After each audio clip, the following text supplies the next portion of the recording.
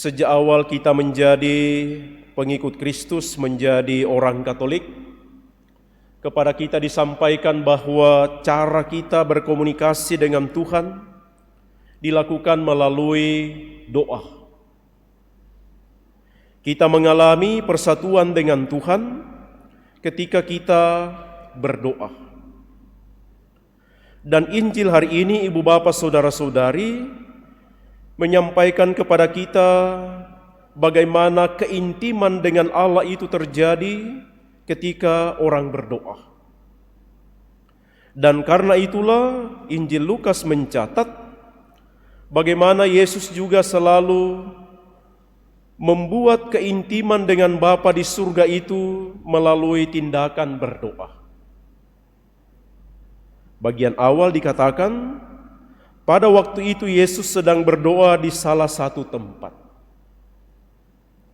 Yesus tidak ingin terlepas dari Bapa di surga di dalam karya misinya. Dalam aktivitas, dalam kesibukan mewartakan kerajaan Allah, Yesus selalu meminta dan memohon semoga ia dengan Bapa tetap satu.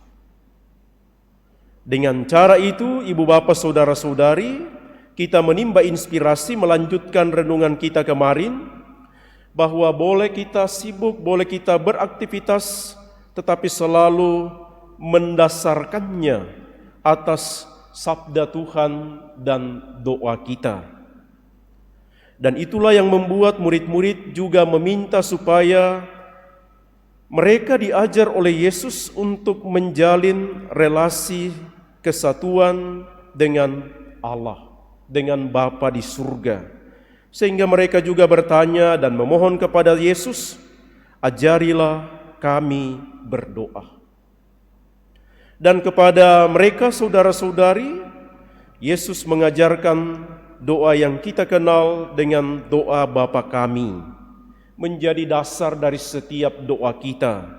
Karena itu juga disebut sebagai doa agung. Karena inilah yang menyatakan bagaimana kesatuan kita dengan Bapa, kesatuan kita dengan Tuhan, tetapi juga kesatuan kita sebagai manusia, sebagai murid-murid Yesus. Maka inspirasi sabda Tuhan hari ini, Ibu Bapak Saudara-saudari, doa membuat kita merasa satu dengan Tuhan, sehingga seluruh aktivitas kita tetap berada bersama dengan Tuhan. Dan juga doa yang kita panjatkan setiap saat juga menghantar kita untuk mengalami kesatuan dengan sesama kita. Sehingga seperti dalam bacaan pertama, surat Rasul Paulus kepada jemaat di Galatia menegaskan bagaimana kesatuan itu membawa orang kepada keyakinan sebagai satu pengikut Kristus. Meskipun mereka dari golongan bersunat, ada yang dari golongan tidak bersunat, tetapi iman kepada Kristus telah mempersatukan mereka di dalam satu kawanan. Dan mudah-mudahan satu kawanan ini hidup di dalam satu kerajaan.